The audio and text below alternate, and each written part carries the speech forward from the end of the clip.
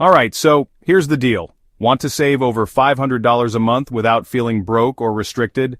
I'm going to show you the exact frugal habits I use that add up to real savings. No extreme couponing, no boring spreadsheets, just smart, simple changes that work.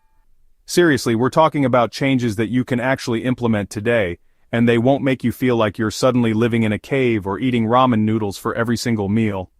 This is about being smart with your money, making it work for you, and freeing up cash for the things that actually matter. Now I get it, frugal living can sometimes sound a bit intense, maybe even a little intimidating, but trust me on this one. I've tested dozens of frugal living strategies over the past year, and these are the ones that consistently save me the most money. This video is for you if you're tired of watching your paycheck disappear and want practical solutions that actually stick. I've sifted through all the noise, all the complicated advice, and I've boiled it down to the top 10 habits that have made the biggest difference for me. We're not aiming for perfection here, just progress. So in this video, I'm going to break down each of these 10 habits step by step. I'll show you what I was doing before, what changes I made, and exactly how much it's saving me. The goal here is to give you actionable insights, things you can literally start doing the moment this video ends. Because let's be honest, having an extra $500 or more in your pocket each month, that's a game changer. That's money you can use to invest, pay down debt faster, save for a down payment, or even just enjoy a bit more financial breathing room. So, grab a coffee, preferably one you made at home, we'll get to that, and let's get into it. Alright, first up, let's talk about food, because this was a huge one for me. I used to be that person, grabbing a $10 lunch near the office almost every single day. Then, after a long day, the last thing I wanted to do was cook, so takeout dinner became a regular thing. If you do the math, that's $25 a day, 5 days a week, which is $125. But honestly, it often spilled into the weekends too, so it was easily pushing $700 a month. So, I decided enough was enough, and I dove into meal prepping. Every Sunday I dedicate about 2 to 3 hours to prep. I hit the grocery store with a list, spend about $70 for the entire week's worth of lunches and most dinners. Compare that to $700 a month and the savings are already obvious. The result? It's been incredible. I'm saving a solid $200 a month just from this one change. It's a win-win-win. Next up is something that I think a lot of us are guilty of, and that's the dreaded subscription creep. You know how it goes, you sign up for a free trial, forget to cancel, or subscribe to a new streaming service for that one show everyone's talking about. I had this nagging feeling that I was bleeding money on things I didn't even remember signing up for. So I decided to do a little detective work. I pulled up my bank statements and credit card bills from the last few months and went through them line by line. Instantly I cut my monthly bills by $40, which is almost $500 a year right there, just from a few minutes of effort. Alright, this next one might sound a little extreme to some, but hear me out, cutting my own hair. I used to go for a haircut every 3 weeks, like clockwork. It was about $35 a pop, plus a tip, so let's call it $40. That doesn't sound too bad for one haircut, right? But when you do the math, $40 every 3 weeks adds up to over $690 a year. I figured, what's the worst that could happen if I tried it myself? If it was a total disaster, I could always go to a barber to fix it. So I decided to take the plunge. I went online and bought a decent $25 clipper set. Now I cut my own hair regularly. I've saved hundreds and hundreds of dollars this past year alone. Let's talk about shopping. The allure of brand new items is strong, I get it. But I had a realization. Why pay full price when you can often find brand name clothes, electronics, furniture, and so much more for half the cost, or even less by buying secondhand? Plus, it's way better for the environment, which is a nice added bonus. My go-to platforms are Facebook Marketplace for local finds. Then there are traditional thrift shops, and for more specific items, especially clothing or tech, I use apps like Poshmark, Depop, Mercari, or even eBay. The impact on my budget has been substantial. It's a really powerful way to stretch your dollars further. Weekends. They're supposed to be for relaxing and having fun, right? But for me, they also used to be a massive drain on my wallet. Without even really thinking about it, I could easily blow $50, $100, or even more. So, I introduced the concept of no-spend weekends into my routine. Now this doesn't mean I lock myself indoors and stare at the wall from Friday night to Sunday evening. Not at all. It's about being intentional and planning activities that don't involve opening my wallet. It's about shifting the focus from what you can buy to what you can do and experience.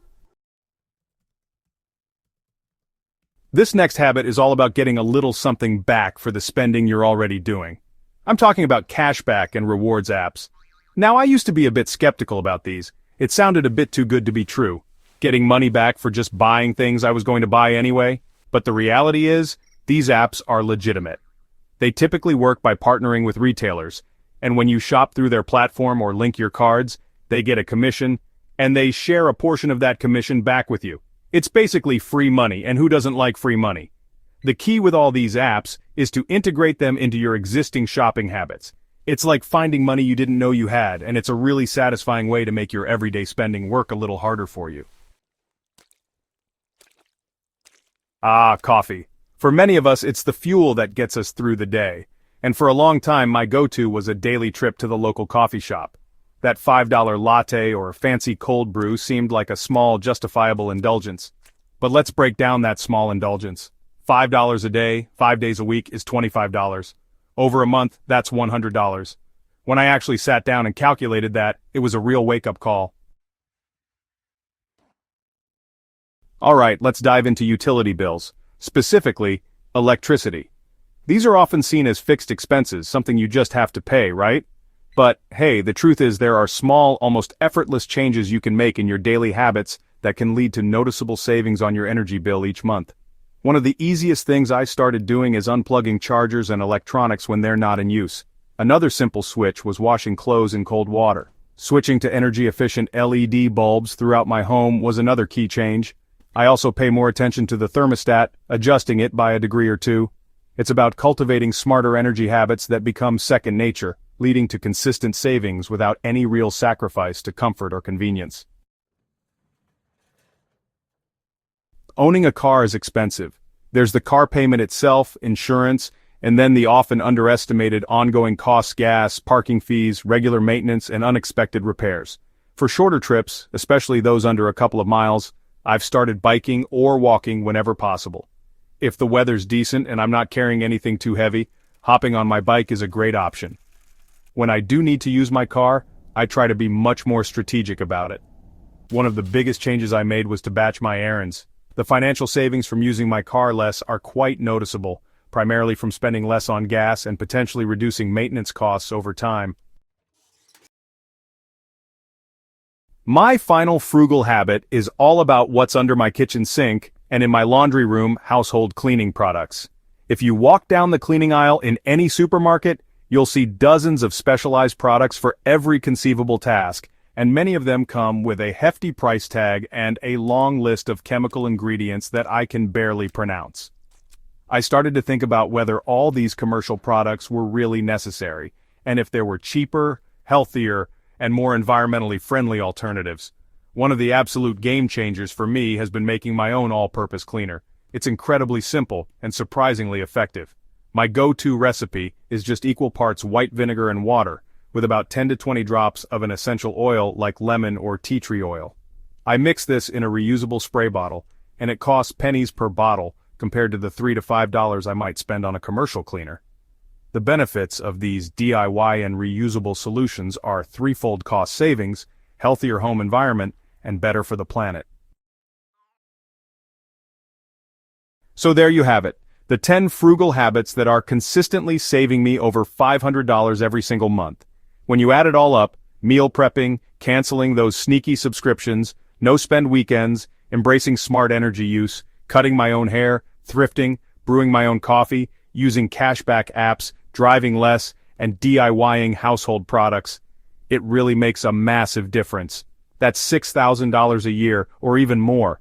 Imagine what you could do with that extra cash. You could seriously accelerate your investment goals, aggressively pay off debt, save up for a down payment on a house, or even take that guilt-free vacation you've been dreaming about.